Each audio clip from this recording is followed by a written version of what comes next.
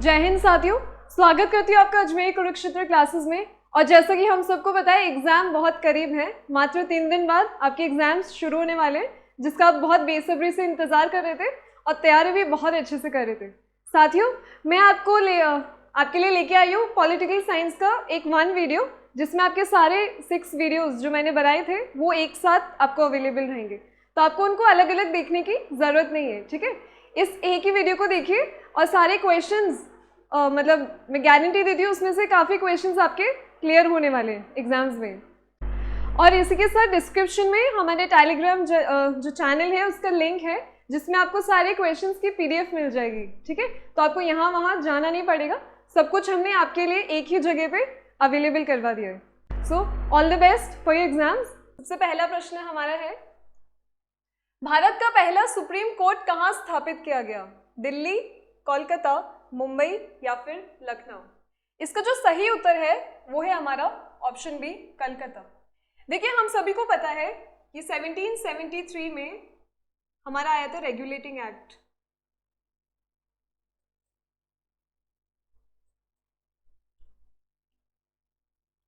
तो उसके तहत हमारा जो भारतीय सुप्रीम कोर्ट है उसकी स्थापना की गई थी।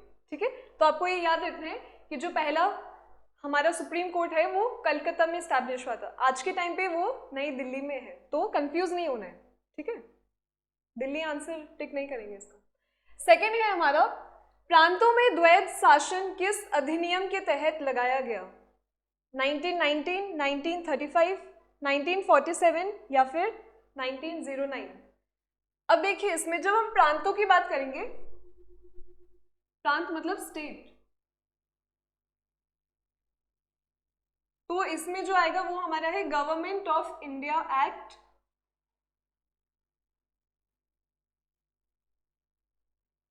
1919। ठीक है, तो इसका जो सही उत्तर है वो है हमारा ऑप्शन ए। जब प्रांतों की बात करेंगे तो 1919 है इसका उत्तर। जो हमारा अगला सवाल है वो है, केंद्र में द्वैध शासन किस अधिनियम के तहत लगाया गया? तो इसका आंसर होगा 1935। ठीक है, गवर्नमेंट ऑफ इंडिया एक्ट 1935 के तहत हमारा जो सेंटर है उसमें ड्यूअल गवर्नमेंट की जो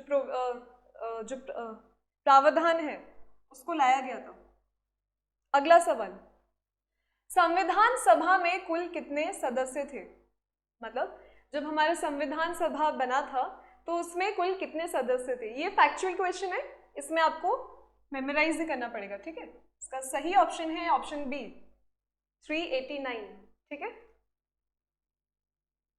सिंपल है सवाल, बस याद करना है, समझने का इतना है नहीं। ठीक है, तो जितना आप रिवाइज करेंगे उतना आपका कॉन्सेप्ट्स कंसोलिडेट हो जाएंगे। नेक्स्ट हमारा क्वेश्चन है, भारतीय संविधान में कुल कितने अनुच्छेद हैं? 395, 464, 390 या फिर 400? जैसा कि हम सभी को पता है हमारा जो इंडियन कॉन्स्टिट्यूशन है उसमें टोटल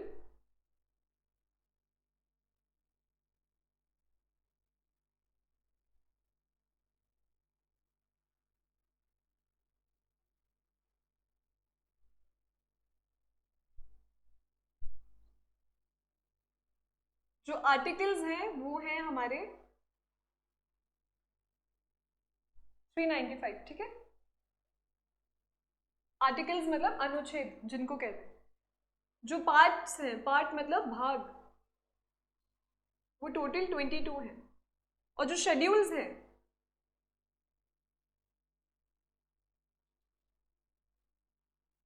वो हैं 12। शेड्यूल्स मतलब अनुसूचियां। ठीक है, तो इस वाले फैक्ट को याद रखना है क्योंकि इससे आपके क्वेश्चंस आते हैं। ठीक है, तो इसमें पूछा गया है भारतीय संविधान में कुल कितने अनुच्छेद हैं? अनुच्छेद मतलब आर्टिकल्स। तो इसका जो सही ऑप्शन है वो है ऑप्शन ए, टोटल 395 आर्टिकल्स। ठीक है साथियों, अगले प्रश्न की तरफ बढ़ते हैं। रेगुलेटिंग एक्ट पारित किया गया था कौन से वर्ष में? ठीक है, 1773, 1785, 1771 या फिर 1793? जैसा कि हमने पहले ही प्रश्न में देखा है, जो हमारा सुप्रीम कोर्ट था वो कलकत्ता में स्टैब्लिश किया गया था रेगुलेटिंग एक्ट के द्वारा, ठीक है, उसके तहत। तो 1773 में आया था हमारा रेगुलेटिंग एक्ट। नेक्स्ट क्वेश्चन, संविधान सभा का पहला सत्र कब हुआ था? ठीक है, 16 अगस्त 1947, 9 दिसंबर 1946, 26 जनवरी 1948 या फिर 26 नवंबर 1946। इसका जो करेक्ट आंसर है वो है हमारा ऑप्शन बी, 9 दिसंबर 1946 को हमारा जो संविधान है उसका पहला सेशन हुआ था। ओके, अब पिछले क्वेश्चन से कनेक्टेड है ये वाला क्वेश्चन और आगे आने वाला क्वेश्चन भी। संविधान सभा के अस्थायी अध्यक्ष कौन थे? ठीक है, जो परमानेंट नहीं थे उस टाइम, टेम्पररी जो प्रेसिडेंसी दी थी जिन्होंने हमारे कॉन्स्टिट्यूएंट असेंबली को, वो कौन थे? बी आर अम्बेडकर साहब, डॉक्टर राजेंद्र प्रसाद, के एम मुंशी जी या फिर सच्चिदानंद सिन्हा। तो इसका जो करेक्ट आंसर है वो है हमारा ऑप्शन डी।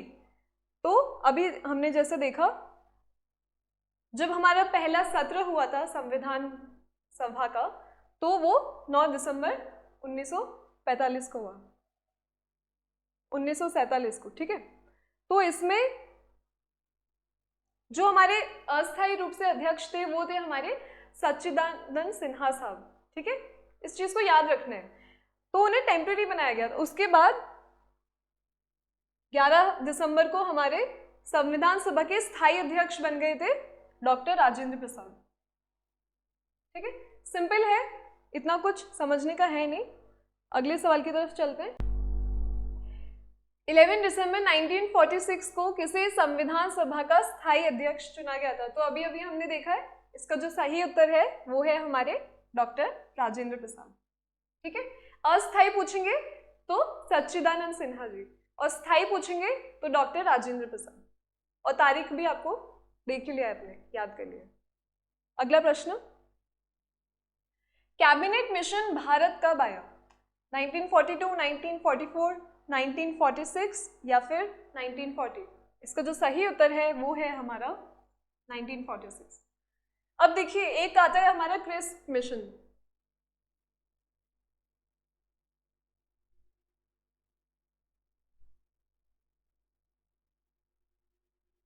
वो आया था 1942 में, ठीक है। जैसा कि हमें पता है, जो वर्ल्ड वॉर 2 हमारा जब चल रहा था 1939 से 1945 तक चला है, जो हमारा दूसरा विश्व युद्ध हुआ है उसका टाइम पीरियड ये है 1939 से 1945 तक, ठीक है। तो जो हमारा क्रिस्प मिशन था, वो जो ब्रिटिशर्स थे उन्हें इंडिया का सपोर्ट चाहिए था ताकि वो वॉर में अच्छे से लड़ाई कर सके। तो उस रिगार्डिंग क्रिस्प मिशन आया था 1942 में। तो कंफ्यूज नहीं होना है, आपके दो वर्ड्स आ जाएंगे ना, कौन से, कैबिनेट मिशन है, क्रिस्प मिशन है, तो कंफ्यूज नहीं होना है। क्रिस्प मिशन वर्ल्ड वॉर 2 से कनेक्ट करेंगे तो वर्ल्ड वॉर 2 1945 तक चला था, ठीक है, तो ये याद रखना है। तो जो हमारा कैबिनेट मिशन है वो 1946 में आया था, इसका सिंपल आंसर है।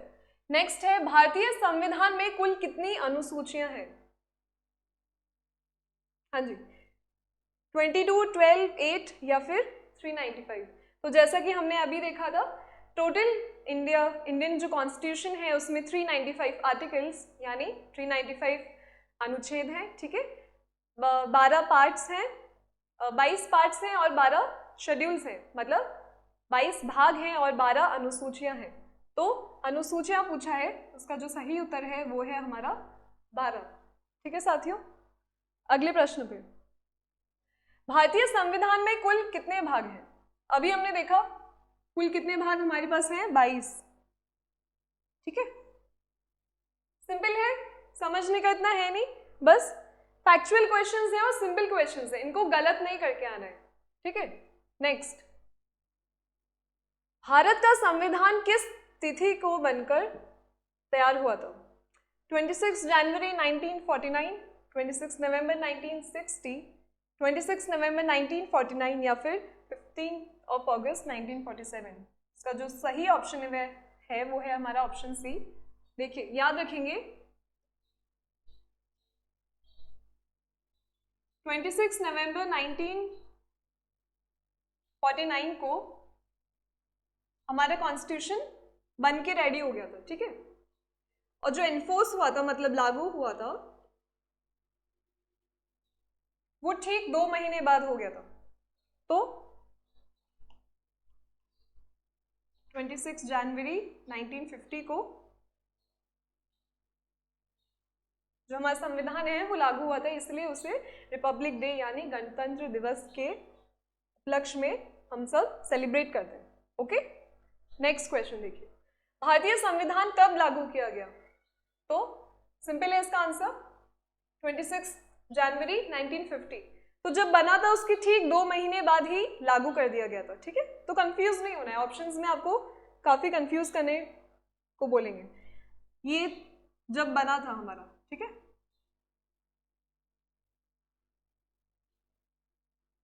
तो डेट याद रखना है और ईयर याद रखना है, स्पेशली 1949। बढ़ते हैं अगले सवाल की तरफ। विश्व का सबसे बड़ा संविधान किस देश का है? भारत, इंग्लैंड, अमेरिका या फिर ऑस्ट्रेलिया? तो जब हमारे संविधान को बनाया जा रहा था तो हमारे जो कॉन्स्टिट्यूशन मेकर्स थे, ठीक है, जो उन्हें बना रहे थे, तो वो ये चाहते थे कि ऑल ओवर द वर्ल्ड, दुनिया में जितने भी संविधान हैं उनके बेस्ट जो भी पॉलिसीज हैं, जो भी उनकी सबसे अच्छी चीज़ है, वो हम अडॉप्ट करें या फिर उसे हम अपने भारत में लागू करें। तो इसीलिए जो हमारा भारत है वो काफ़ी सारे संविधानों से मिलके बना है, इसलिए वो विश्व का सबसे बड़ा संविधान है, ठीक है। बहुत इंटरेस्टिंग भी है। अगला सवाल है हमारा, भारतीय संविधान को कहा जाता है, ठीक है, इनमें से क्या बोलते हैं उसे? वकीलों का स्वर्ग, नेताओं का स्वर्ग, राष्ट्रपति की देन या फिर नन? तो इसका जो सही उत्तर है वो है वकीलों का स्वर्ग। जैसा कि मैंने अभी बताया था आपको, ऑल ओवर द वर्ल्ड काफ़ी सारे कॉन्स्टिट्यूशन से काफ़ी अच्छी अच्छी चीज़ें हमारे इंडियन कॉन्स्टिट्यूशन को बनाते वक्त ली गई थी। तो एक तरह से हमारा जो भारतीय संविधान है वो थोड़ा कठिन है समझने में, ठीक है। और जो उसका मतलब जो भाषा शैली यूज़ की गई है वो वकीलों को ज़्यादा अच्छे से समझ आती है। कोई नॉर्मल पर्सन समझना चाहेगा तो उसके इतना नहीं समझ आएगा, तो इसलिए इसको वकीलों का स्वर्ग कहा गया है, क्योंकि आमतौर पर एक आम इंसान को नहीं समझ आता, ठीक है, थोड़ा टफ पड़ता है। देखिए नेक्स्ट क्वेश्चन, संविधान के जनक कौन कहलाते हैं? भीमराव अंबेडकर, महात्मा गांधी, जवाहरलाल नेहरू या फिर राहुल गांधी? इसका सिंपल सा आंसर है हमारा डॉक्टर भीमराव अंबेडकर साहब, ठीक है। नेक्स्ट सवाल है हमारा, भारत स्वतंत्र कब हुआ? ये तो सिंपल है, सबको पता है, 15 अगस्त 1947, ठीक है। ये देखिए वही डेट्स है। इसमें क्या हुआ था? भारतीय संविधान बना था, ठीक है, 26 जनवरी 1950 को लागू हो गया था। और नेक्स्ट क्वेश्चन, हमारा लास्ट सवाल है, भारतीय संविधान सभा में महिला सदस्यों की कुल संख्या कितनी थी? 10, 12, 15 या फिर 13? तो इसका जो सही आंसर है वो है हमारा ऑप्शन सी, जो कि है 15। तो देखिए साथियों, राष्ट्रपति का उल्लेख संविधान के किस भाग में है? भाग 2, भाग 3, भाग 4 या फिर भाग 5? जैसा कि हम सभी को पता है हमारा जो संविधान है उसमें कुल मिलाकर 22 भाग हैं। कितने? 22, ठीक है। तो हमारा जो राष्ट्रपति का उल्लेख होगा वो है हमारा भाग 5 में, ओके, पार्ट 5। जो भाग 5 है वो किसकी बात करता है?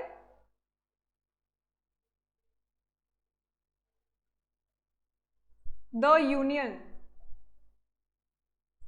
मतलब संघ, ठीक है। और इसके अंदर जो आर्टिकल्स होंगे वो होंगे हमारे आर्टिकल 52 से लेके 151, ठीक है। आर्टिकल्स मतलब अनुच्छेद, तो अनुच्छेद 52 से लेके 151 हमारे संविधान के 5वें भाग में आते हैं, ठीक है, जिसमें हम किसकी बात करते हैं? संघ की, द यूनियन, ठीक है साथियों। तो सिंपल है क्वेश्चन, आगे बढ़ते हैं। नेक्स्ट क्वेश्चन हमारा, राष्ट्रपति का पद कहां से लिया गया है? अमेरिका से, इंग्लैंड से, जापान से या फिर जर्मनी से?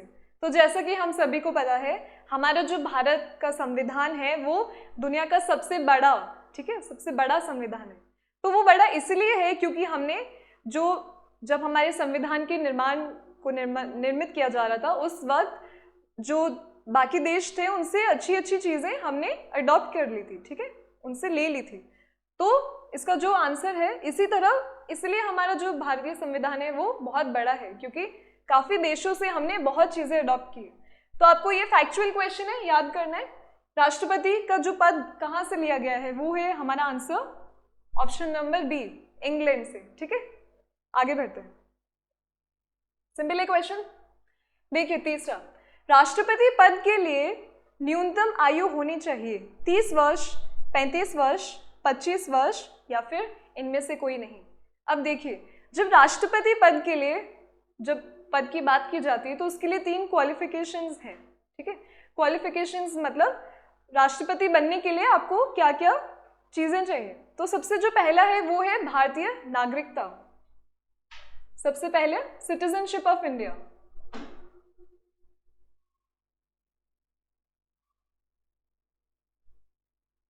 आप भारत के नागरिक होने चाहिए, है ना।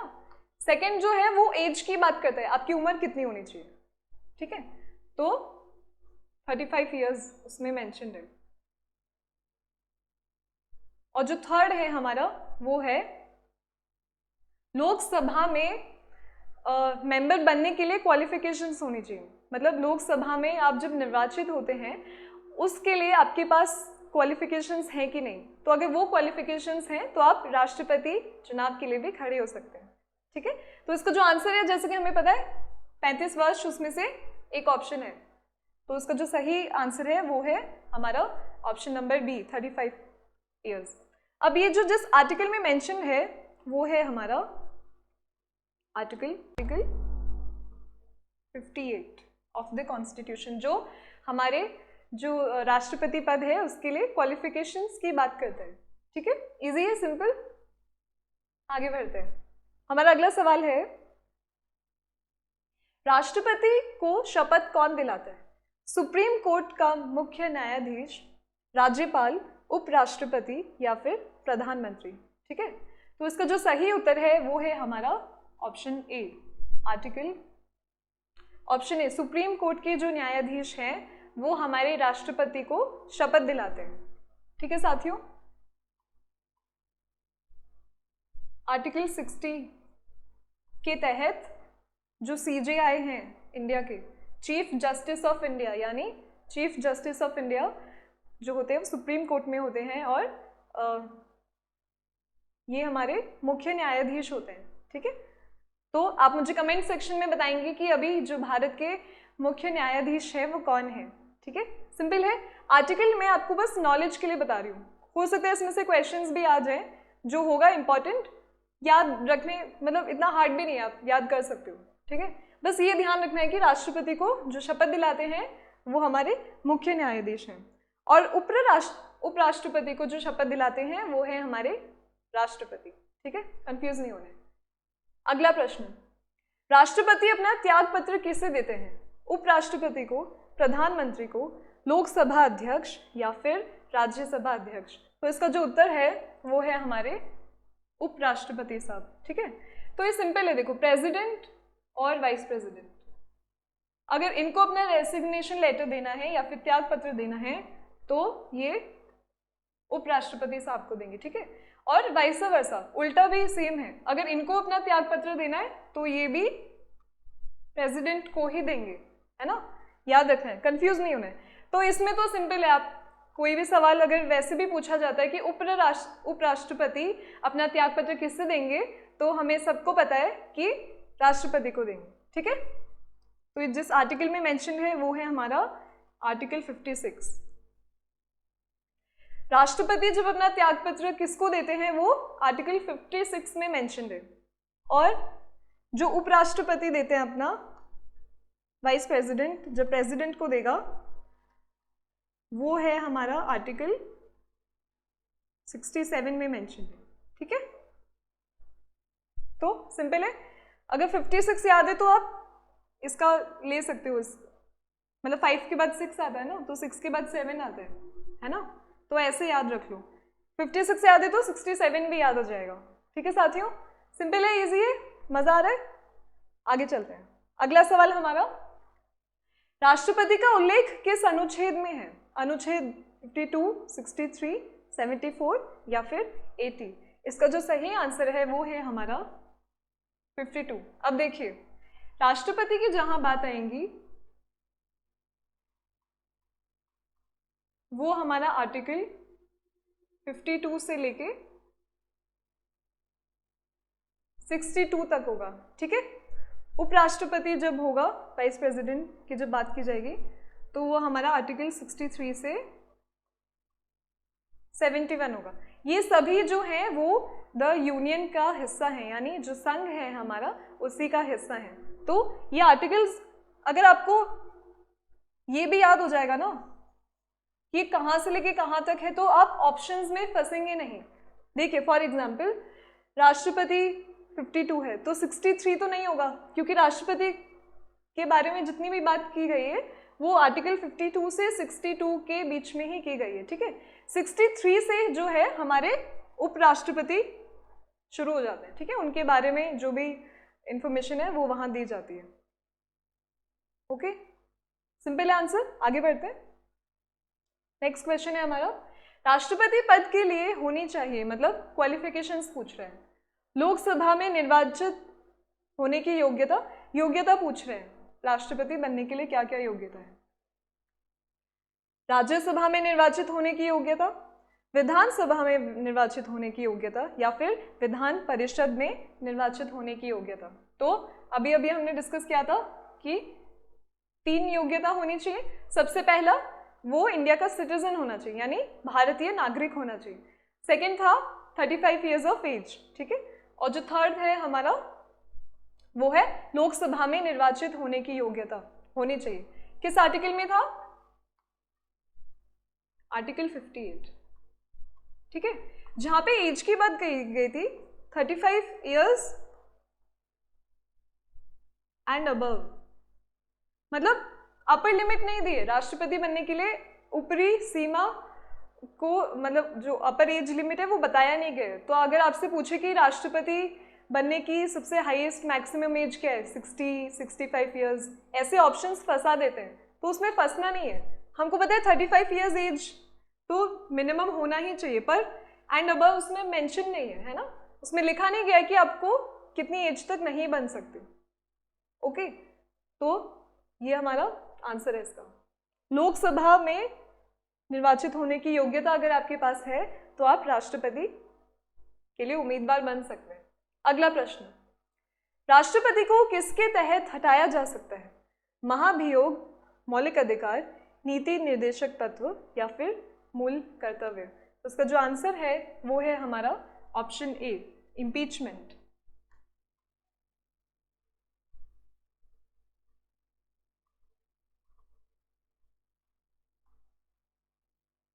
इम्पीचमेंट ऑफ प्रेसिडेंट, ये मेंशन्ड है हमारा आर्टिकल 61 में। ठीक है, तो जो महाभियोग है उसी के द्वारा राष्ट्रपति को हटाया जा सकता है। सिंपल है, आर्टिकल याद रख लेना। आगे चलते, राष्ट्रपति होता है देश का प्रथम नागरिक, विदेशों में भारत का नेतृत्व, मंत्री परिषद का मुखिया, या फिर लोकसभा का मुखिया। तो हम सभी को पता है हमारे जो राष्ट्रपति साहब होते हैं वो देश के प्रमुख नागरिक होते हैं, यानी फर्स्ट सिटीजन ऑफ इंडिया या फिर first citizen of the country. ठीक है, तो इसका सिंपल आंसर है देश का प्रथम नागरिक। ओके, सिंपल है। ये बहुत सिंपल क्वेश्चन है, स्कोरिंग है ना, इसमें गलती नहीं करनी है, नहीं तो आपके जो नंबर है वो ऐसे ही वेस्ट हो जाएंगे। अगला प्रश्न, चलिए, राज्यपाल, राजदूत व अन्य संवैधानिक पदों की नियुक्ति कौन करते हैं? अब यहाँ पे कुछ पद दिए गए हैं, उनकी नियुक्ति किसके द्वारा की जाती है वो ये प्रश्न पूछ रहे हैं। मतलब राज्यपाल, राजदूत और जो अन्य संवैधानिक पद हैं उन पर नियुक्ति किसके द्वारा की जाती है? प्रधानमंत्री द्वारा, राष्ट्रपति द्वारा, मुख्य न्यायाधीश द्वारा, या फिर उपराष्ट्रपति द्वारा? तो जैसा कि हमारा आज का सारा डिस्कशन है वो प्रेसिडेंट पर ही है, तो उसका आंसर भी प्रेसिडेंट ही है, ठीक है। तो आर्टिकल 150 के तहत हमारे जो राष्ट्रपति हैं वो राज्यपाल यानी गवर्नर, ठीक है, राजदूत, जो इंडियन एम्बेसडर्स होते हैं और अलग अलग जो संवैधानिक पद हैं उन पर जो नियुक्ति करते हैं वो हमारे राष्ट्रपति हैं। अगला सवाल देखिए, संसद के अंग होते हैं राष्ट्रपति, राज्यसभा, लोकसभा या फिर उपर्युक्त सभी। तो इसका जो करेक्ट आंसर है वो है हमारा ऑप्शन डी, वो है उपर्युक्त सभी। ये मेंशन है हमारा आर्टिकल 79 में, है ना। हमारा जो पार्लियामेंट है यानी संसद, वो दो चीजों से मिलकर बना है। एक तो है हमारे राष्ट्रपति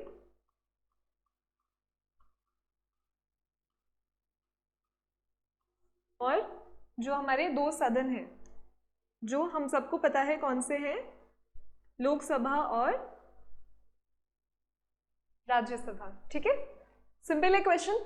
तो देखिए राष्ट्रपति आ गए, राज्यसभा भी आ गया, लोकसभा भी आ गया, तो यहाँ पे कंप्लीट सब आ गए, है ना। तो जो इसका आंसर है वो होगा हमारा उपर्युक्त सभी, है ना। सिंपल है, इजी है। आगे चलते हैं। अगला सवाल है, उपराष्ट्रपति पद का उल्लेख किस अनुच्छेद में मिलता है? अनुच्छेद 52, 63, 74 या फिर 80। अभी अभी हमने पढ़ा था जो हमारा प्रेसिडेंट होगा उसका उल्लेख कहाँ से कहाँ है?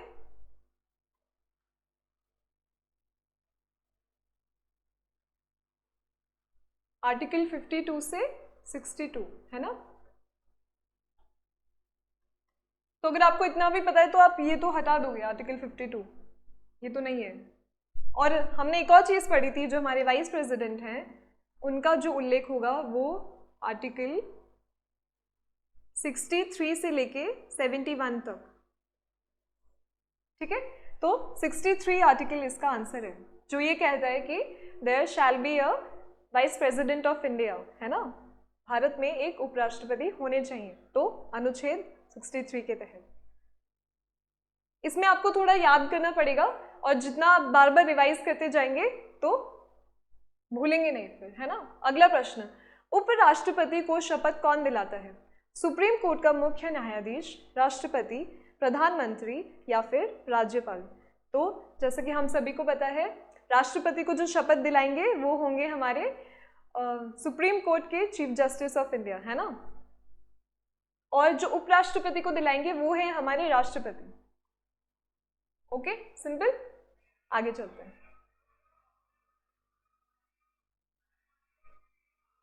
उपराष्ट्रपति अपना त्याग पत्र किसे देते हैं? लोकसभा अध्यक्ष को, राष्ट्रपति को, राज्यसभा के सभापति को या फिर मुख्य न्यायाधीश को। तो सिंपल है इसका आंसर राष्ट्रपति को, ठीक है। अभी हमने देखा था प्रेसिडेंट वाइस प्रेसिडेंट को देते हैं, किसके तहत? आर्टिकल 56, ठीक है। तो अभी हमने ऐसे थोड़ा ट्रिक याद किया था, 5, 6 और 7, तो 56 और 67। तो 67 के अंतर्गत हमारे जो वाइस प्रेसिडेंट हैं वो प्रेसिडेंट को अपना त्याग पत्र देते हैं, ठीक है, रेसिग्नेशन लेटर। ओके, सिंपल है। तो राष्ट्रपति सबको देते हैं। आगे चलते हैं। हमारा अगला प्रश्न है, भारत के प्रथम राष्ट्रपति कौन थे? राजेंद्र प्रसाद, जवाहरलाल नेहरू, राधाकृष्ण सर्वपल्ली या फिर सीवी रमन। ये क्वेश्चंस बहुत बार रिपीट होता है ना, और इसे गलत नहीं करना है। इसका जो सिंपल आंसर है वो है हमारे राजेंद्र प्रसाद। ये इंडिया के फर्स्ट प्रेसिडेंट होने के साथ साथ लॉन्गेस्ट प्रेसिडेंट भी रह चुके हैं, मतलब सबसे लंबे कार्य के लिए, सबसे लंबे समय के लिए जो हमारे राष्ट्रपति रहे हैं वो राजेंद्र प्रसाद साहब हैं। ओके, 1950 से 1962 तक रहे थे, 12 इयर्स, 12 साल तक ये इस पद पर रहे हैं, ठीक है। अगला सवाल, लोकसभा का उल्लेख किस अनुच्छेद में है? आर्टिकल 81, आर्टिकल 80, 79 या फिर 53? ये आपको याद करना पड़ेगा। लोकसभा जो है हमारा आर्टिकल 81 में है और जो राज्यसभा है वो आर्टिकल 80 में है। ओके, सिंपल है। नेक्स्ट क्वेश्चन वही आ गया, देखिए राज्यसभा का उल्लेख किस अनुच्छेद में है? आर्टिकल 81, 80, 79 या फिर 50? तो 81 तो लोकसभा है, तो हमारा जो राज्यसभा है वो होगा article 80। Okay, next question. Bharat का प्रथम मुस्लिम राष्ट्रपति कौन था? जाकिर हुसैन, एपीजे अब्दुल कलाम, इंदिरा गांधी या फिर इनमें से कोई नहीं? ठीक है, तो इसका आंसर है हमारे जाकिर हुसैन साहब, जो भारत के प्रथम मुस्लिम राष्ट्रपति रह चुके थे, है ना। सिंपल है। Next question. वर्तमान में भारत का राष्ट्रपति कौन है? प्रणब मुखर्जी, द्रौपदी मुर्मू, नरेंद्र मोदी या फिर एपीजे अब्दुल कलाम? तो इसका जो आंसर है वो हम सभी को पता है, हमारी जो द्रौपदी मुर्मू है वो राष्ट्रपति हैं इस टाइम भारत की। और इन्होंने जब शपथ ली थी वो ली थी 25 जुलाई 2022, मतलब पिछले साल। और इनको शपथ किन्होंने दिलाई थी? इनको जो शपथ दिलाई थी वो थे हमारे chief justice of India NV Raman.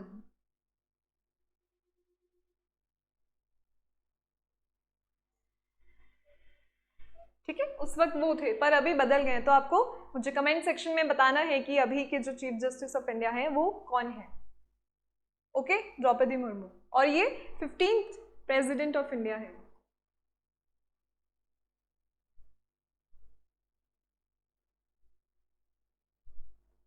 इस पे भी सवाल आता है जो कि हमारा आखिरी सवाल भी है। ये देखिए, द्रौपदी मुर्मू कौन से राष्ट्रपति हैं, मतलब कौन से नंबर की? ठीक है, 15वें, 16वें, 17वें या फिर इनमें से कोई नहीं? तो अभी हमने देखा कि 15th प्रेसिडेंट ऑफ इंडिया। बुजुर्गों का सदन किसे कहा जाता है? राज्यसभा, लोकसभा, विधानसभा या फिर विधान परिषद? तो इसका जो सही उत्तर है वो है हमारा ऑप्शन ए,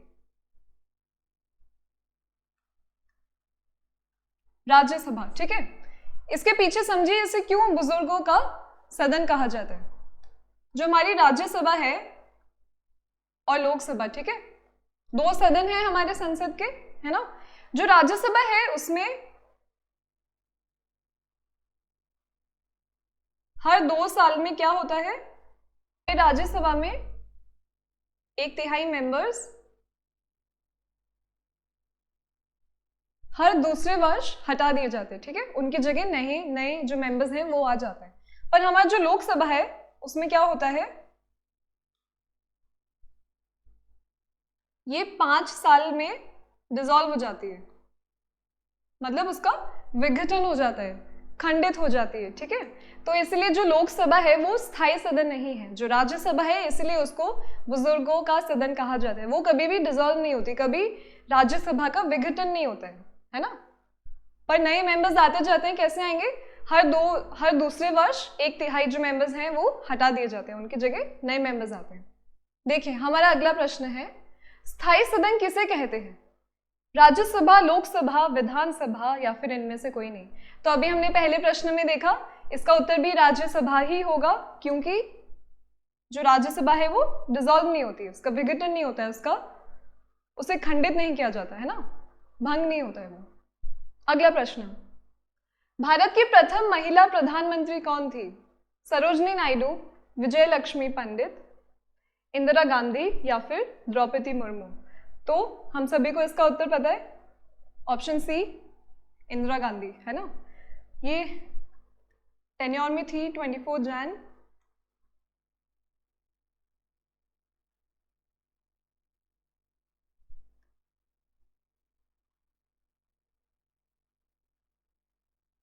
1977। ठीक है, उसके बाद वो फिर से रीइलेक्ट भी हुई थी।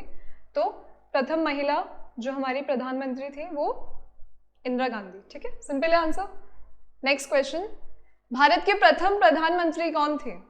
राजेंद्र प्रसाद, राधाकृष्ण सर्वपल्ली, जवाहरलाल नेहरू या फिर मोतीलाल नेहरू? तो इसका सही उत्तर है हमारा ऑप्शन सी, जवाहरलाल नेहरू। तो ये बड़े सिंपल क्वेश्चंस हैं, इनको गलत करने की कोई गुंजाइश नहीं होनी चाहिए, ठीक है। अगला प्रश्न हमारा, 18 मई 1974 को भारत का प्रथम परमाणु परीक्षण किस प्रधानमंत्री के काल में हुआ? अटल बिहारी वाजपेयी, इंदिरा गांधी, जवाहरलाल नेहरू या फिर एपीजे अब्दुल कलाम? तो जैसा कि हम सबको पता है, फर्स्ट न्यूक्लियर टेस्ट जिसे हम ऑपरेशन स्माइलिंग बुद्धा कहते हैं, वो हमारा जो इंदिरा गांधी हैं उनके टेन्योर में हुआ था। देखिए ईयर देखिए 1974 है ना, तो अभी हमने इनका टेन्योर देखा था 1966 से लेके 1977 तक इंदिरा गांधी का फर्स्ट टेन्योर था, है ना। तो 1974 इसी के बीच में आता है, इसी कार्यकाल के बीच में। तो इसका जो सही उत्तर है वो है इंदिरा गांधी। बढ़ते हमारे अगले प्रश्न की तरफ। भारतीय संसद के अपर हाउस को किस नाम से जाना जाता है?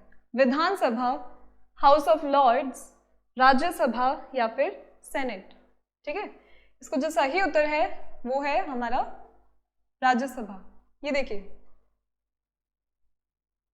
हमारी संसद है जो किससे मिलके बनी है? एक तो राष्ट्रपति, प्रेसिडेंट, और 2 हाउसेस,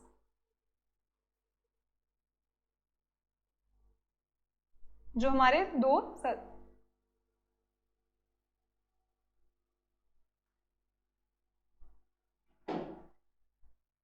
हाउस हैं, ठीक है। अब इन 2 हाउस में से भी हमारा एक तो राज्यसभा है, एक लोकसभा है। तो जो राज्यसभा है उसको हम कहते हैं हमारा अपर हाउस, जो लोकसभा है वो है लोअर हाउस, ठीक है। राज्यसभा अपर हाउस है, लोकसभा हमारा लोअर हाउस है।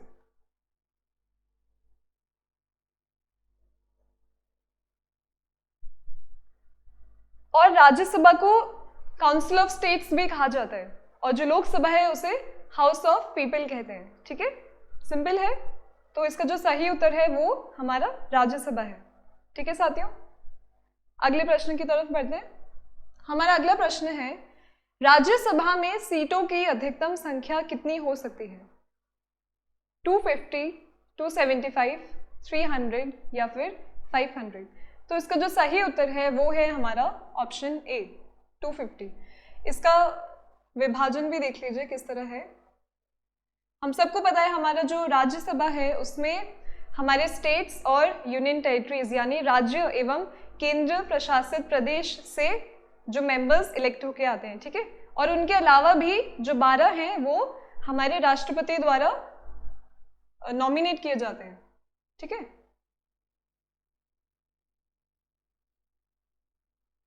तो इसमें 12 तो प्रेसिडेंट इलेक्ट करेगा,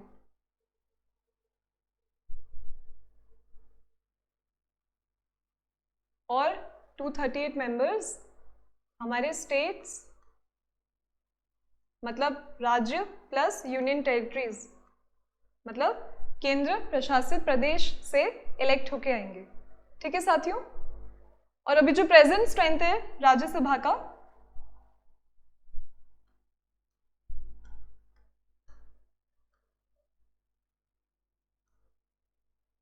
वो है 245,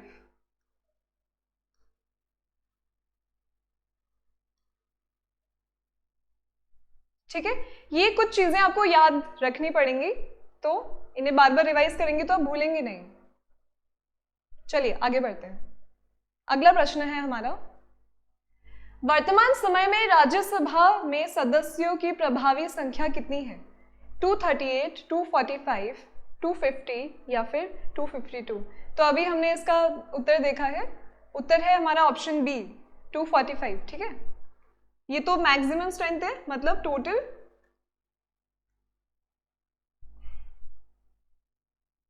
और 245 है हमारी प्रेजेंट स्ट्रेंथ।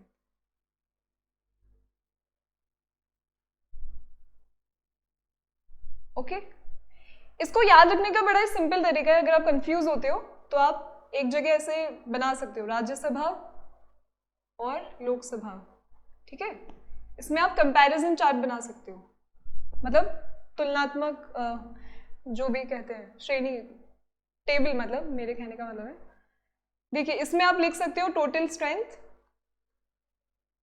कितनी है राज्यसभा की, 250। लोकसभा की टोटल है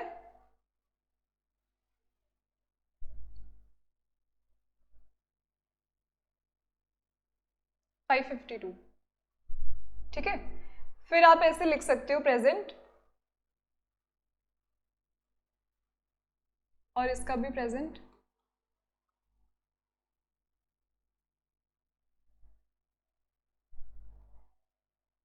ठीक है। उसके बाद आप ईयर्स लिख सकते हो कि कितना एज होना चाहिए आने का। लोकसभा हमने अपने प्रीवियस क्लास में भी पढ़ा था,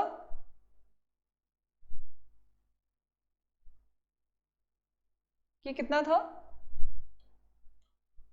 35 ईयर्स है ना, इसमें है 30 ईयर्स।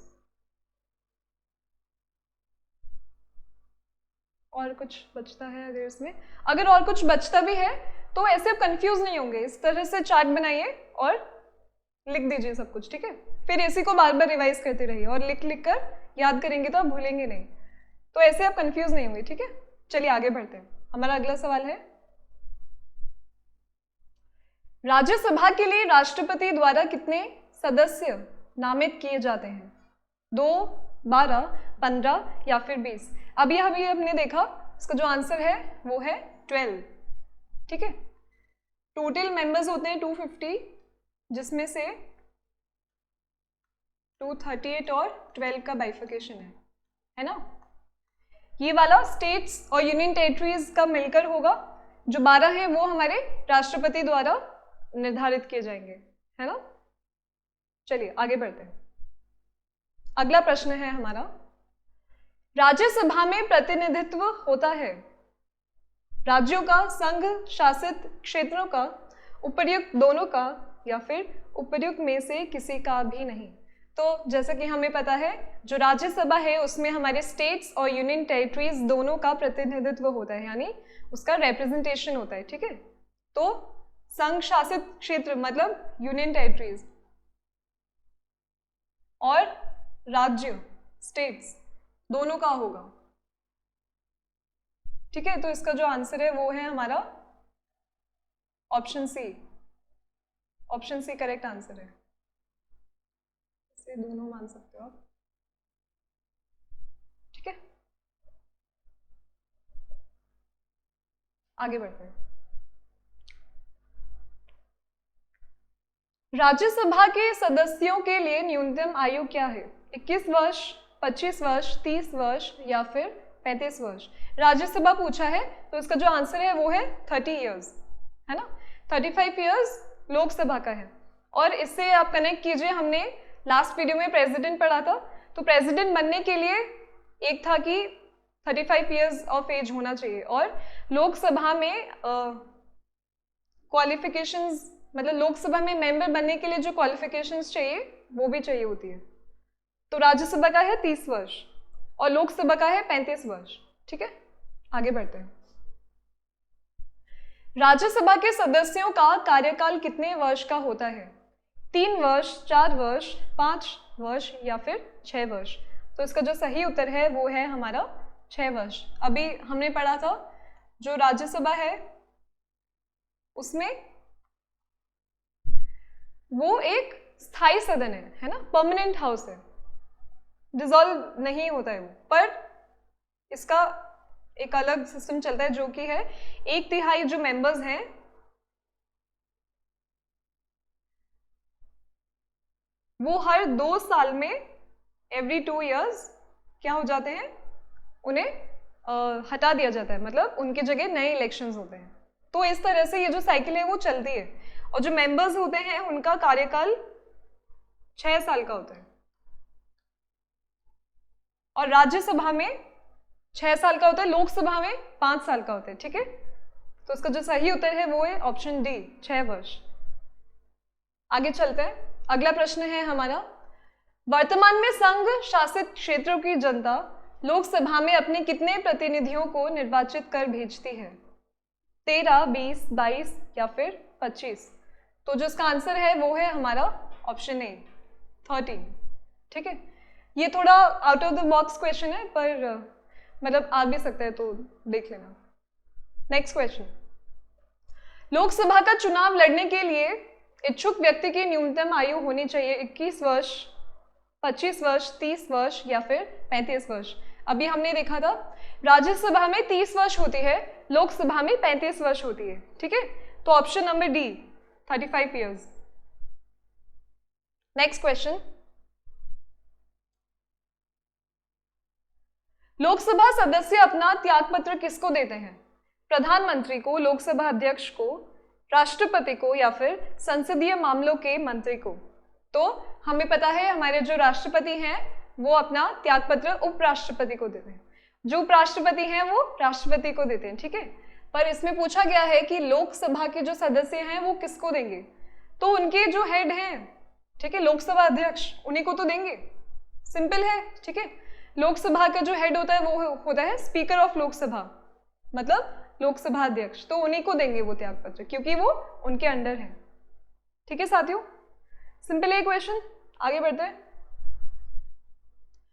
अगला सवाल है, लोकसभा का प्रथम अध्यक्ष कौन था?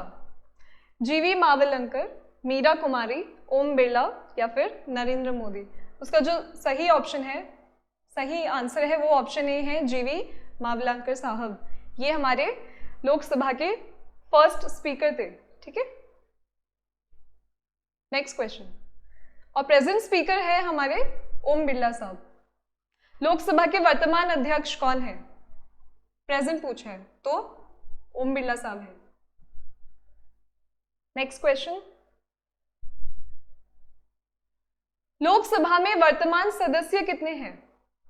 545, 550, 552 या फिर 543? काफी क्लोज ऑप्शंस हैं, अभी हमने थोड़ी देर पहले ही पढ़ा था।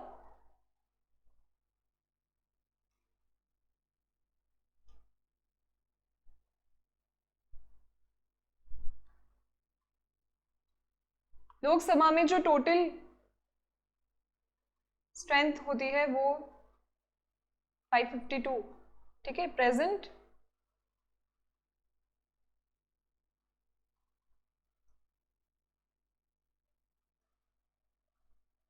545 है, तो ऑप्शन ए हमारा आंसर होगा, ठीक है साथियों।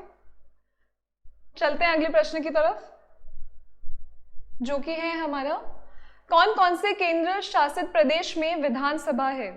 दिल्ली और पुडुचेरी, दादर एवं नगर हवेली, चंडीगढ़ और पुडुचेरी, दिल्ली एवं लद्दाख? तो ये आपको याद रखना है, हमारी जो दिल्ली और पुडुचेरी है उसमें हमारे विधानसभा है, ठीक है, विधानसभा भी है इन दोनों में। तो इसमें याद रखना है आपको, दिल्ली और पुडुचेरी, कंफ्यूज नहीं होना है। नेक्स्ट क्वेश्चन है हमारा, लोकसभा का विघटन कौन कर सकता है? राष्ट्रपति, प्रधानमंत्री, लोकसभा अध्यक्ष या फिर मंत्रिपरिषद? तो इसका जो सही ऑप्शन आंसर है वो है हमारा ऑप्शन ए। जो हमारे राष्ट्रपति साहब हैं वो हमारा लोकसभा का उसे डिसॉल्व कर सकते हैं, ठीक है, क्योंकि राज्यसभा तो हो नहीं सकती डिसॉल्व, तो लोकसभा जब होगी एवरी 5 ईयर्स में, उससे पहले भी उसे डिसॉल्व किया जा सकता है, वो ये पावर हमारा राष्ट्रपति के साथ है। वो है अजंता की गुफाएं कहाँ स्थित है? महाराष्ट्र, गुजरात, आंध्र प्रदेश या फिर तेलंगाना? तो अजंता एलोरा केव्स आपने सुना होगा, ये हमारे महाराष्ट्र में स्थित है, ठीक है, औरंगाबाद एक सिटी है उसी के पास है। तो इसका जो आंसर है वो होगा हमारा महाराष्ट्र। ये जो हमारी अजंता केव्स है ये वर्ल्ड हेरिटेज साइट, ठीक है, one of the world heritage site of India है, मतलब भारत में जो विश्व धरोहर सूची में काफ़ी साइट्स आती हैं उसमें से एक हमारी अजंता केव्स भी हैं, ठीक है साथियों। इसकी खासियत ये है कि ये एक आर्किटेक्चरल मार्वल है, मतलब इसको जिस तरह से बनाया गया है, स्कल्पचर का जो यूज़ किया गया है वो एक ही मोनोलिथिक स्टोन है। अगर मैं आपको समझाऊं कि एक ही स्टोन है और उसी से इस पूरे को बनाया गया है, तो आप सोच सकते हो कि कितना इसमें टेक्निकल चीज़ें, मतलब बहुत कैलकुलेशंस, और जिन्होंने बनाया है उन बहुत ही खूब कारीगर रहे होंगे वो। ठीक है, चलिए अगले प्रश्न की तरफ। 2.5 दिन का झोपड़ा कहाँ स्थित है? आगरा, दिल्ली, अजमेर जो राजस्थान में है, या फिर कलकत्ता। ठीक है, इसका जो सही आंसर है वो है हमारा ऑप्शन सी, अजमेर में है 2.5 दिन का झोपड़ा। तो देखते हैं इसका चित्र जो कुछ इस तरह है। ये हमारा 2.5 दिन का झोपड़ा है। ठीक है, चलिए अगले सवाल की तरफ चलते हैं। हमारा नेक्स्ट क्वेश्चन है, जगन्नाथपुरी का मंदिर किस राज्य में है? असम, हिमाचल प्रदेश, उड़ीसा, या फिर कर्नाटका। ये तो बहुत सिंपल है, हम सभी को पता है, क्योंकि जो हमारा जगन्नाथपुरी है वो किस लिए फेमस है? वहाँ पे जो आइडल्स हैं, यानी जो मूर्तियाँ हैं, किन किन की? श्री बलराम, श्री कृष्ण और श्री मतलब उनकी जो सिस्टर है सुभद्रा। ठीक है, उन इन तीनों की जो आइडल है वो वुडन आइडल्स है, मतलब लकड़ी की बनी हुई है। और जगन्नाथपुरी की रथ यात्रा भी निकलती है, तो वो न्यूज़ में भी रहता है, आपने देखा होगा। ये देखिए जो इमेज मैं आपके लिए लेके आई हूँ वो जगन्नाथपुरी रथ यात्रा की है। ओके, इसके बारे में काफ़ी इंटरेस्टिंग फैक्ट्स हैं, तो आप उनके बारे में और पढ़ सकते हैं। तो जो जगन्नाथपुरी टेम्पल है वो उड़ीसा में स्थित है। ठीक है साथियों, बढ़ते हैं अगले प्रश्न की तरफ, जो कि है हमारा, प्रसिद्ध खजुराहो के मंदिर किस राज्य में है? उत्तर प्रदेश, मध्य प्रदेश, राजस्थान, या फिर छत्तीसगढ़। तो इसका जो आंसर है वो है ऑप्शन नंबर बी, एमपी में। ठीक है, मध्य प्रदेश में स्थित है हमारे खजुराहो टेम्पल्स। इसका टेम्पल का इमेज आप देख सकते हैं। ये देखिए कितना खूबसूरती से इसको बनाया गया है। ठीक है, ये अपने आर्किटेक्चर के लिए बहुत नोन है, बहुत माना जाता है। नेक्स्ट क्वेश्चन है, बहुत ही सिंपल क्वेश्चंस हैं, तो इनको गलत करके नहीं आना है। अगला सवाल है हमारा, चार मीनार कहाँ स्थित है? अहमदाबाद, हैदराबाद, चेन्नई, या फिर पुणे। तो इसका आंसर भी बहुत सिंपल है, सबको पता है कि ऑप्शन नंबर बी, जो कि है हमारा हैदराबाद। ठीक है, चलिए इसकी इमेज देखते हैं। जो चार मीनार है वो हैदराबाद के बिल्कुल बीचों बीच सिचुएटेड है, मतलब स्थित है। इसकी जो स्थिति है वो सिटी के बिल्कुल सेंटर में है। तो ये देखिए इसके चार मीनार है। ओके, नेक्स्ट क्वेश्चन, स्वर्ण मंदिर स्थित है अमृतसर पंजाब में, माउंट आबू राजस्थान में, भोपाल मध्य प्रदेश में, या फिर अहमदाबाद गुजरात में। तो हम सबको पता है कि जो गोल्डन टेम्पल है स्वर्ण मंदिर वो हमारा अमृतसर में है, पंजाब में। और इसकी क्या खासियत है? ये जो सिख रिलीजन है उनके लिए बहुत ही सेक्रेड प्लेस है ना, बहुत पवित्र प्लेस है। और सिखिज्म में जो अमृत चखते हैं वो यहीं पे आके चखते हैं। तो इसके बाद वो 5 चीज़ें धारण करते हैं। तो वो क्या चीज़ें धारण करते हैं वो आप मुझे कमेंट सेक्शन में बताएंगे, जिसको हम, ये देखिए ये है हमारा गोल्डन टेम्पल, बहुत ही खूबसूरत है। आगे चलते हैं। नेक्स्ट क्वेश्चन है हमारा, गेटवे ऑफ इंडिया कहाँ स्थित है? दिल्ली, मुंबई, राजस्थान, या फिर जम्मू कश्मीर। तो इसका जो आंसर है हमारा ऑप्शन नंबर बी, मुंबई में स्थित है। ठीक है, चलिए इसका पिक्चर देखते हैं। ये रहा हमारा गेटवे ऑफ इंडिया। ठीक है, इमेजेस से याद रहता है, जल्दी भूलेंगे नहीं आप, और क्वेश्चन को गलत करके नहीं आएंगे, है ना। अगला प्रश्न है हमारा, हवा महल कहाँ पर स्थित है? जम्मू कश्मीर, जयपुर जो कि राजस्थान में है, छपरा बिहार में, या फिर प्रयागराज उत्तर प्रदेश। ठीक है, तो जो हवा महल है वो जयपुर में है। बहुत ही one of the most important tourist place in Jaipur. ठीक है, अगर आप कभी जयपुर जाएं तो हवा महल जरूर जाके आना, जो बहुत खूबसूरत है। ये देखिए, कुछ इस तरह दिखता है ये, और ये भगवान श्री कृष्ण पे बेस्ड है, मतलब उनसे इंस्पायर्ड है, उनके ऊपर ये बनाया गया है। और ऐसा कहा जाता है कि इसका जो डिज़ाइन है वो श्री कृष्ण भगवान के मुकुट की तरह दिखता है। ठीक है, देख सकते हो आप।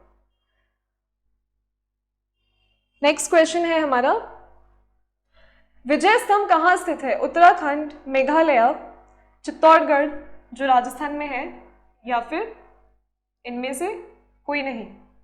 तो अगर आपने हिस्ट्री पढ़ा होगा, जो क्वेश्चंस आपको जितेंद्र सर करवा रहे हैं, तो उसमें आपने बिल्कुल इसके बारे में भी पढ़ा होगा कि जो विजय स्तंभ है वो हमारा चित्तौड़गढ़ में है। ठीक है, और ये किन्होंने बनवाया था? राणा कुंभा ने। ठीक है, चलिए अगला प्रश्न है हमारा, मोती मस्जिद स्थित है अजमेर, दिल्ली, आगरा या फिर यूपी? तो हमारा जो मोती मस्जिद है वो आगरा में स्थित है। नेक्स्ट क्वेश्चन पे चलते हैं। हमारा अगला सवाल है, जामा मस्जिद स्थित है अजमेर, दिल्ली, आगरा या फिर हैदराबाद? तो जो जामा मस्जिद है वो दिल्ली में है। ठीक है, इसका इमेज देखते हैं। जो जामा मस्जिद है वो शाहजहां ने बनवाया था। ये देखिए, ये जामा मस्जिद का इमेज है। ओके, नेक्स्ट क्वेश्चन हमारा, एलोरा की गुफाएं कहाँ स्थित है?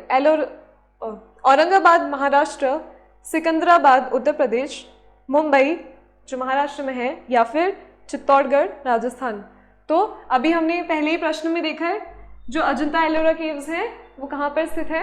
औरंगाबाद में, जो कि है हमारा महाराष्ट्र में। ठीक है, और जो एलोरा केव्स है वो भी विश्व धरोहर सूची में आता है, वो भी इसीलिए नोन है। ये देखिए, एलोरा केव्स, शायद रिपीट हो गया इमेज, कोई बात नहीं। नेक्स्ट क्वेश्चन है हमारा, ख्वाजा मोइनुद्दीन चिश्ती की दरगाह कहाँ स्थित है? दिल्ली, अजमेर, आगरा या फिर हैदराबाद? तो इसका जो आंसर है वो है हमारा अजमेर। ठीक है, राजस्थान में है ख्वाजा मोइनुद्दीन चिश्ती की दरगाह। आइए इसका चित्र देखते हैं। ये है हमारी दरगाह। ठीक है, तो कभी अजमेर आए तो यहाँ पे ज़रूर विजिट कीजिएगा, और क्योंकि मैं अजमेर से ही हूँ तो मैं आपको बिल्कुल कहूँगी कि यहाँ पे देख के ज़रूर जाएं। नेक्स्ट क्वेश्चन है हमारा, डच महल स्थित है केरल, तमिलनाडु, कर्नाटक या फिर महाराष्ट्र? तो इसका जो आंसर है वो है ऑप्शन नंबर ए, केरल में स्थित है, हमारा कोची के पास। ठीक है, तो डच महल वहां पर है, तो बिल्कुल याद रखेंगे, भूलना नहीं है। इसी के साथ चलते हैं हमारे आखिरी प्रश्न पर, जो है विक्टोरिया मेमोरियल कहाँ पर स्थित है? चेन्नई, कलकत्ता, गांधीनगर या फिर शिलोंग? तो इसका जो आंसर है वो है ऑप्शन बी, हमारा जो विक्टोरिया मेमोरियल है वो कलकत्ता में स्थित है। इमेज देख लेते हैं इसकी, ये है विक्टोरिया मेमोरियल। ठीक है साथियों, उम्मीद है आपको मजा आ रहा है।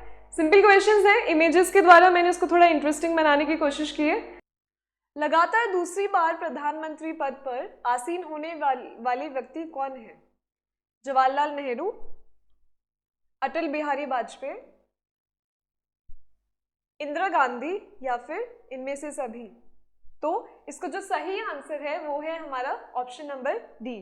ठीक है, ये जो तीनों ही हैं, इन्होंने 2 बार प्रधानमंत्री पद को, मतलब उस पर वो आसीन रहे हैं। ठीक है, उस पर रहे थे वो। नेक्स्ट क्वेश्चन है हमारा, भारत के प्रधानमंत्री नियुक्त होते हैं, मनोनीत होते हैं, निर्वाचित होते हैं या फिर चयनित होते हैं? तो इसमें पूछा जा रहा है कि जो प्रधानमंत्री को सिलेक्ट किया जाता है तो क्या कहते हैं उसको? तो इसका जो आंसर है वो है हमारा ऑप्शन ए। तो जो हमारे प्राइम मिनिस्टर हैं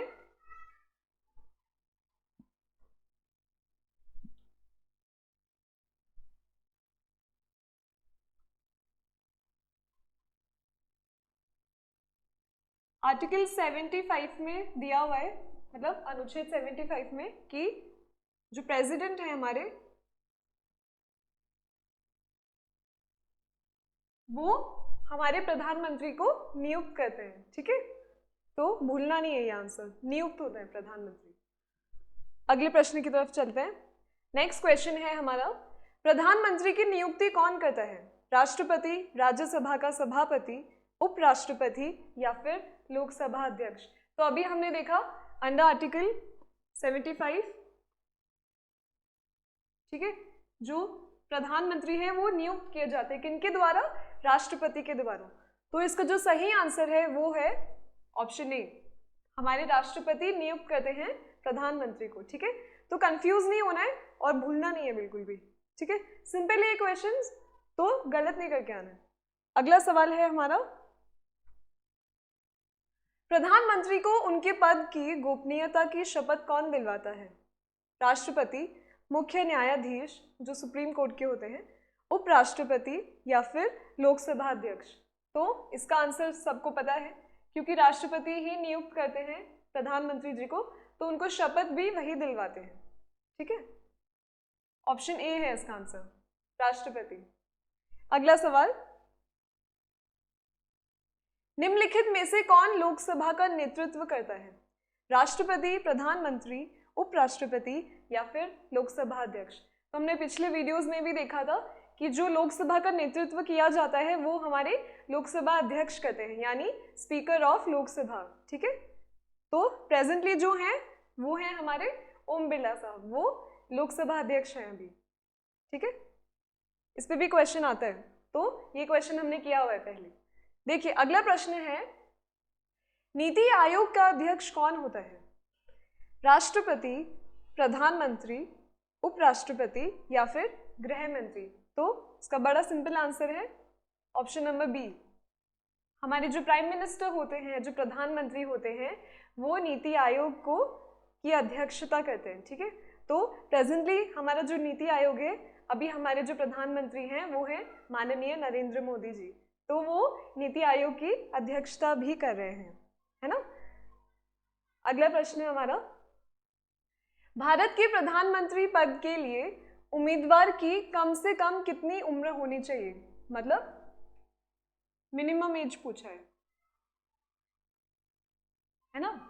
तो इसका जो आंसर है वो है ऑप्शन ए, 25 ईयर्स, 25 वर्ष उम्र होनी चाहिए कम से कम, अगर आप प्रधानमंत्री पद के लिए उम्मीदवार बनना चाहते हैं, ठीक है साथियों। अगला प्रश्न लेते हैं, बहुत ही सिंपल क्वेश्चंस हैं इस टॉपिक में, तो इतने हार्ड भी नहीं है ना। देखिए अगला प्रश्न है हमारा, किस प्रधानमंत्री ने एक बार पद से हटने के पश्चात दोबारा पद संभाला था? इनमें से वो कौन थे जिन्होंने एक बार हटने के बाद दोबारा संभाला? तो हमारे ऑप्शंस हैं जवाहरलाल नेहरू, इंदिरा गांधी, लाल बहादुर शास्त्री या फिर मोरारजी देसाई। तो जो इसका करेक्ट आंसर है वो है option number B, Indira Gandhi ji. उन्होंने एक बार हटने के बाद दोबारा अपना प्रधानमंत्री का पद संभाला था, ठीक है।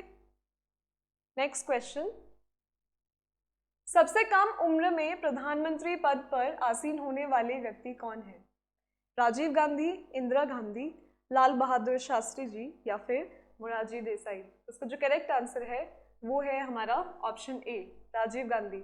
इन्होंने जब ये 40 ईयर्स के थे, 40 की उम्र के थे, तब ये प्रधानमंत्री नियुक्त हो गए थे, ठीक है। नेक्स्ट क्वेश्चन, सबसे अधिक उम्र में प्रधानमंत्री पद पर आसीन होने वाले व्यक्ति कौन है? तो पहले सबसे कम उम्र का पूछा है, अभी सबसे अधिक उम्र का पूछा है। तो ऑप्शंस देखते हैं, जवाहरलाल नेहरू, आई.के. गुजराल, लाल बहादुर शास्त्री या फिर मोरारजी देसाई? उसका जो करेक्ट आंसर है वो है ऑप्शन डी, हमारे मोरारजी देसाई जब 81 ईयर्स के थे तो उन्होंने प्राइम मिनिस्टर की ओथ ली थी, मतलब एज ए प्राइम मिनिस्टर उन्होंने देश को संभाला था, ठीक है। चलते हैं अगले प्रश्न की तरफ। भारत की पहली महिला प्रधानमंत्री कौन थी? तो ये तो हम सबको पता है, बहुत इजी क्वेश्चन है। Option number B, Indira Gandhi. ये पहली महिला के साथ साथ एक मतलब केवल महिला भी है, मतलब one and only lady prime minister of India, है ना। पहली तो है, साथ साथ मतलब एकल भी है। उनके बाद कोई महिला प्रधानमंत्री अभी तक बनी नहीं है ना। चलिए अगला सवाल, भारत के केंद्रीय मंत्रिपरिषद की बैठक की अध्यक्षता कौन करते हैं इनमें से? मतलब हमारा जो केंद्रीय मंत्रिपरिषद है उसकी अध्यक्षता कौन करेगा, जो काउंसिल ऑफ मिनिस्टर्स जिसको हम कहते हैं। राष्ट्रपति, उपराष्ट्रपति, प्रधानमंत्री या फिर मंत्रिपरिषद के सदस्य बारी बारी से आते हैं। तो इसका जो सही आंसर है वो है हमारा ऑप्शन सी। हमारे जो प्रधानमंत्री होते हैं वो केंद्रीय मंत्रिपरिषद की अध्यक्षता करते हैं। ठीक है साथियों, तो कंफ्यूज होने की जरूरत बिल्कुल भी नहीं है, सिंपल क्वेश्चंस है। आगे चलते हैं।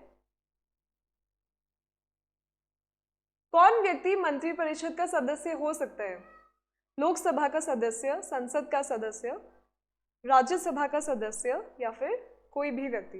देखो कोई भी व्यक्ति तो नहीं बन सकता, इसमें राज्यसभा का जो सदस्य है वो भी बन सकता है, लोकसभा का भी बन सकता है। तो कुल मिला के जो आंसर होगा वो होगा हमारा संसद का सदस्य, क्योंकि हमें पता है हमारी जो संसद होती है इसमें कौन कौन होता है? प्रेसिडेंट, यानी हमारे राष्ट्रपति, ठीक है। और दो हाउस होते हैं, ठीक है, लोकसभा, राज्यसभा। तो संसद में इन दोनों को इंक्लूड कर लिया गया है। अगर आप संसद कहते हैं तो समझ में आता है कि लोकसभा और राज्यसभा के सदस्य दोनों उसमें हैं, ठीक है। तो कंफ्यूज नहीं होना है, अगर संसद है तो संसद पे टिक लगाना है। चलिए अगले प्रश्न की तरफ। हमारा अगला प्रश्न है, मंत्रिपरिषद में मंत्रियों की संख्या कितनी होती है? मंत्रिमंडल के समान होती है, मंत्रिमंडल से अधिक होती है, मंत्रिमंडल से कम होती है या फिर इनमें से कोई नहीं? तो हमारा जो मंत्रिपरिषद होता है यानी कैबिनेट मिनिस्टर्स जिसको कहते हैं हम, वो हमारा मंत्रिमंडल से कम होना चाहिए, 15% होता है, ठीक है। ओके, तो ये याद रखेंगे क्वेश्चन, ये इंपॉर्टेंट क्वेश्चन है। अगला सवाल हमारा, संघीय मंत्रिपरिषद अपने आचरण के लिए किसके प्रति उत्तरदायी होता है? राष्ट्रपति, लोकसभा, राज्यसभा या फिर संसद? तो इसका जो सही आंसर है वो है हमारा लोकसभा। लोकसभा के लिए इसलिए उत्तरदायी होता है क्योंकि उसमें वो मेजॉरिटी होता है, जब मेजॉरिटी होता है तब वो मतलब जीतते हैं उसको, ठीक है। एक मिनट भैया, ये क्वेश्चन फिर से करवाना पड़ेगा। आगे बढ़ो यहीं से, लास्ट टाइम कहाँ छोड़ा था? ओके, चलते अगले प्रश्न की तरफ। हमारा अगला प्रश्न है, संघीय मंत्रिपरिषद अपने आचरण के लिए किसके प्रति उत्तरदायी होता है? राष्ट्रपति, लोकसभा, राज्यसभा या फिर संसद? तो इसका जो सही उत्तर है वो है हमारा ऑप्शन बी, लोकसभा, ठीक है। क्योंकि लोकसभा में वो मेजॉरिटी के साथ आते हैं, इसलिए वो उसके लिए उत्तरदायी हो जाते हैं। अगला प्रश्न, स्वतंत्र भारत की प्रथम मंत्रिपरिषद में प्रधानमंत्री सहित कुल कितने सदस्य थे? तो ये क्वेश्चन थोड़ा फैक्चुअल है, कुछ समझने जैसा है नहीं, तो इसका जो आंसर है ऑप्शन सी, 36, टोटल 36 मेंबर्स थे इंक्लूडिंग द प्राइम मिनिस्टर। चलिए चलते हैं हमारे आखिरी प्रश्न की तरफ, और वो है, स्वतंत्र भारत की प्रथम मंत्रिपरिषद में शामिल एकमात्र महिला मंत्री कौन थी? विजया लक्ष्मी पंडित, सरोजनी नायडू, सुचेता कृपलानी या फिर राजकुमारी अमृत कौर? तो इसका जो सही आंसर है वो है हमारा ऑप्शन डी, राजकुमारी अमृत कौर फर्स्ट लेडी थी इंडिया की, जो कि क्या थी, प्रथम मंत्रिपरिषद में शामिल हुई थी, ठीक है। एकमात्र थी और पहली भी थी, है ना। चलिए, तो ये कुछ इंपॉर्टेंट क्वेश्चंस हैं जो प्रधानमंत्री और मंत्रिपरिषद से आने की बहुत बहुत संभावना है। राज्य की कार्यपालिका शक्ति किसमें निहित होती है? मुख्यमंत्री, राज्यपाल, विधानसभा अध्यक्ष या फिर राष्ट्रपति? तो जैसा कि हमने पिछले वीडियो में पढ़ा था, जो यूनियन होता है यानी संघ, ठीक है, उसका जो कार्यपालिका शक्ति होती है वो किसमें निहित होती है? हमारे राष्ट्रपति में, ठीक है। कौन सा आर्टिकल था? आर्टिकल 53, अनुच्छेद 53 में था। तो इसका जो आंसर है वो है ऑप्शन बी। इसी तरह जब राज्य की बात की जाती है तो राज्यपाल में निहित होता है हमारा कार्यपालिका शक्ति, मतलब एग्जीक्यूटिव पावर्स, ठीक है। तो जब यूनियन हो गया, जब स्टेट्स की बात की जाएगी तो ये होगा हमारा राज्यपाल के साथ।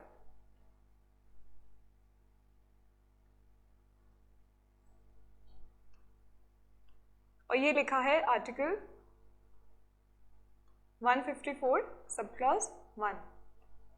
आर्टिकल्स पूछे नहीं जाएंगे पर आपके इंफॉर्मेशन के लिए आपको मैं बता रही हूँ, ठीक है। तो इसका सिंपल आंसर है हमारा राज्यपाल, मतलब गवर्नर जिसको कहते हैं, ठीक है, गवर्नर ऑफ स्टेट।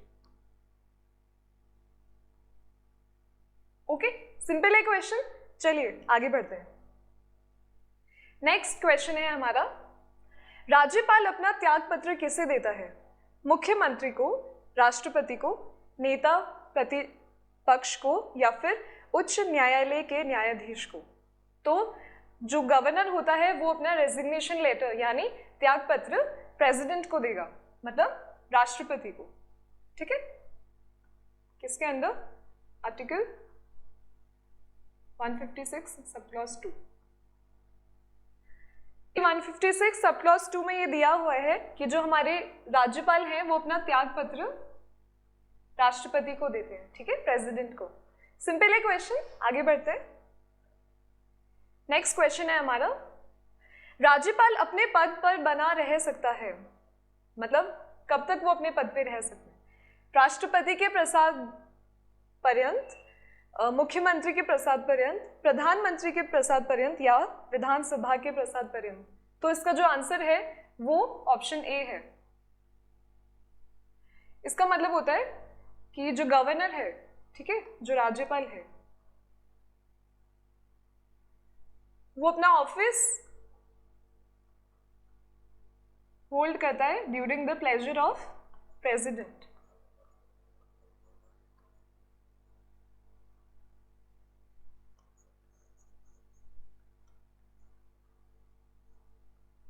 ओके, राष्ट्रपति के प्रसाद पर्यंत। तो ये आता है हमारा आर्टिकल 156 का सब क्लॉज 1 में।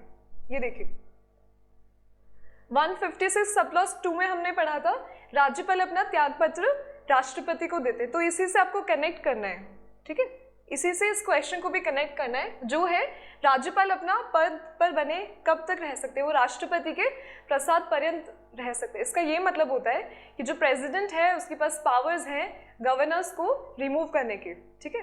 जैसे 5 इयर्स का टेन्योर होता है गवर्नर का, राज्यपाल का जो टेन्योर होता है वो 5 इयर्स का होता है, पर अगर उससे पहले राष्ट्रपति चाहे तो उन्हें हटा सकते हैं। तो इसका यही मतलब होता है, ही holds office during the pleasure of the president, ठीक है। सिंपली समझेंगे तो रट्टा नहीं मारना पड़ेगा, है ना। अगले सवाल की तरफ चलते हैं, जो कि है हमारा, राज्यपाल पद के लिए न्यूनतम आयु होनी चाहिए 25 वर्ष, 30 वर्ष, 35 वर्ष या फिर इनमें से कोई नहीं? तो इसका जो करेक्ट आंसर है वो है हमारा 35 इयर्स। तो आर्टिकल 157 में एज की बात की गई है ना, 35 इयर्स मिनिमम होना चाहिए। सिंपल है। अगले क्वेश्चन की तरफ चलते हैं। हमारा अगला प्रश्न है, राज्यपाल को शपथ कौन दिलाता है?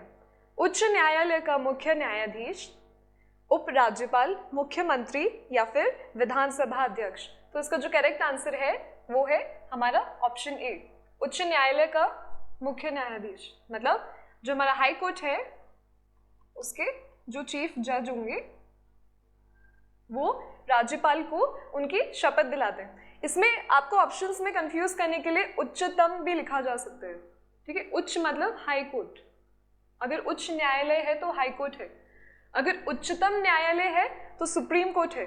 तो सवालों को बहुत ध्यान से पढ़ना है, ऐसा नहीं कभी कभी होता है सवाल देखे बड़े कॉन्फिडेंस में आप टिक करके आ जाते हैं, तो बहुत केयरफुली क्वेश्चंस को पढ़ना है कि उच्च पूछा है या उच्चतम पूछा है, ठीक है।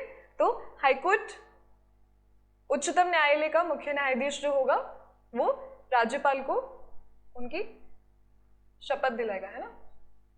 और ये मेंशन है हमारे आर्टिकल 159 में।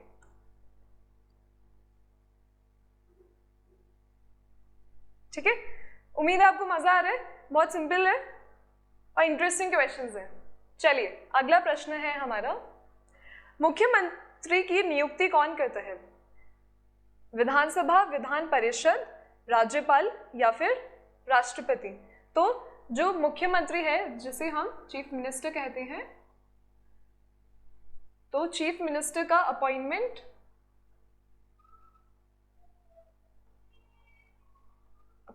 मतलब नियुक्ति वो करते हैं हमारे राज्यपाल। ओके, अंडरस्टूड, ठीक है।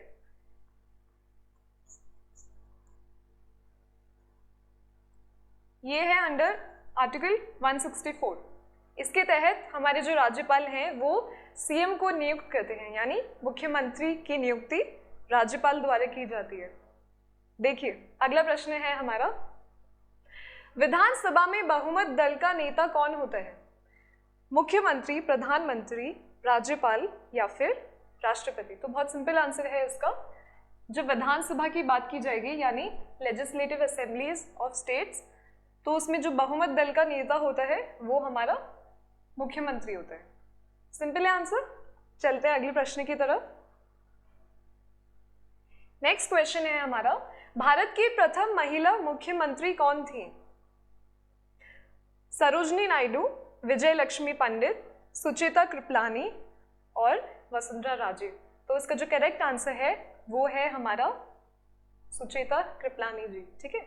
ये देखिए मुख्यमंत्री है तो अंडरस्टूड है कि स्टेट की होंगी, तो ये जो हमारा उत्तर प्रदेश है इसकी क्या रह चुकी थी, ये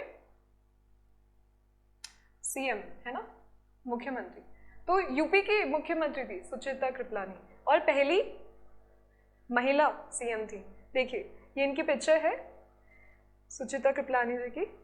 ये एक फ्रीडम फाइटर भी थी, है ना, उस वक्त फ्रीडम फाइटर थी और farmer CM of Uttar Pradesh. Farmer मतलब पहले जो रह चुकी है।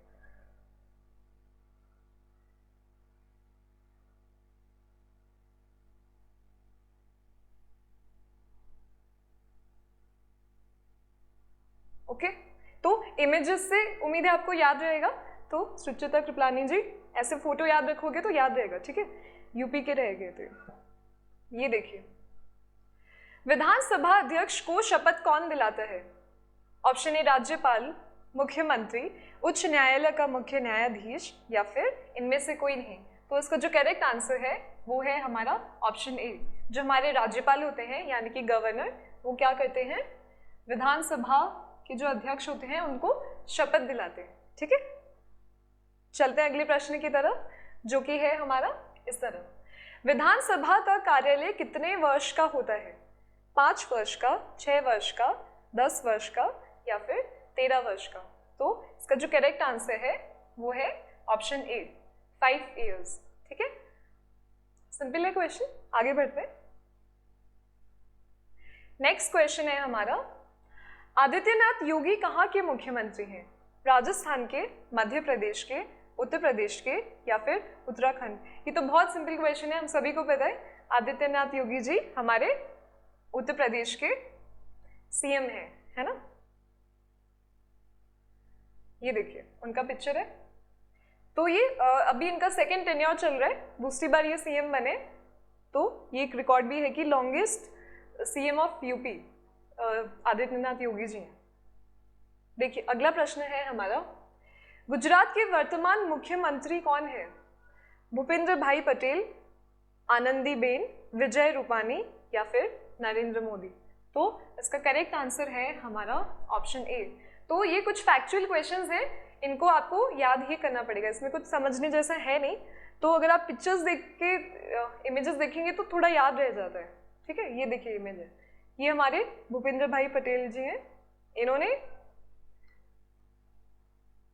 दिसंबर 2022 मतलब पिछले साल ही दिसंबर में ये पद संभाला था, गुजरात के नए मुख्यमंत्री बने थे, है ना। ये देखिए गुजरात का मैप है, ओके। और ये हमारे भूपेंद्र भाई पटेल जी हैं, है ना। चलिए अगला प्रश्न है हमारा, उच्चतम न्यायालय की प्रथम महिला न्यायाधीश कौन थी? फातिमा बीबी, मीरा कुमारी, सुचिता कृपलानी या फिर विजय लक्ष्मी पंडित। तो इसका करेक्ट आंसर है ऑप्शन ए, फातिमा बीबी। उच्चतम पूछा है, उच्चतम न्यायालय, ठीक है, यानी सुप्रीम कोर्ट की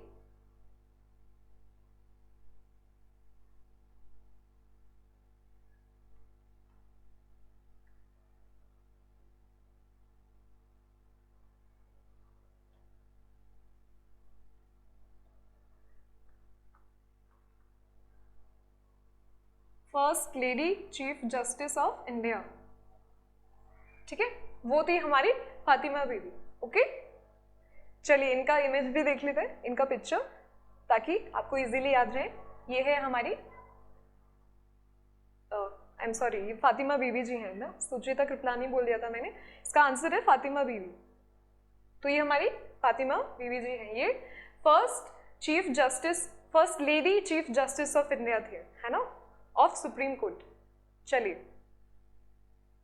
नेक्स्ट क्वेश्चन है हमारा, भारत में वर्तमान में कितने उच्च न्यायालय हैं? 24, 25, 26 या फिर 27। तो इसका करेक्ट आंसर है ऑप्शन बी।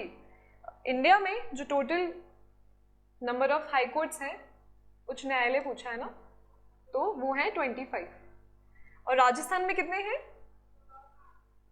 एक ही है, जो है जोधपुर हाई कोर्ट, और जयपुर में उसका एक बेंच भी है, ठीक है। तो वैसे राजस्थान का पूछेंगे नहीं, पर आपको पता होना चाहिए, ठीक है साथियों। बढ़ते हैं हमारे लास्ट क्वेश्चन की तरफ, जो कि है अंतर्राष्ट्रीय न्यायालय कहाँ स्थित है? जेनेवा स्विट्जरलैंड में, हेग नीदरलैंड्स में, न्यूयॉर्क अमेरिका में या फिर मनीला फिलीपींस, ठीक है। तो इंटरनेशनल कोर्ट ऑफ जस्टिस, ये हमारा पीस पैलेस में स्थित है, जो नीदरलैंड्स में है, हेग में, ठीक है। तो इसका आंसर है नीदरलैंड्स। देखिए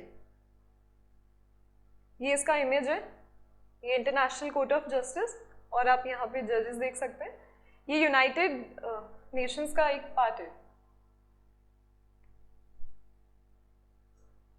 देखिए ये इमेज है बाहर से, ठीक है। तो यहीं पे एंड करते हैं हमारा वीडियो। उम्मीद है आपको समझ आ रहे हैं टॉपिक्स, और आप पढ़ाई बहुत अच्छे से कर रहे हैं, और आपके एग्जाम्स के लिए बहुत बहुत शुभकामनाएं। धन्यवाद।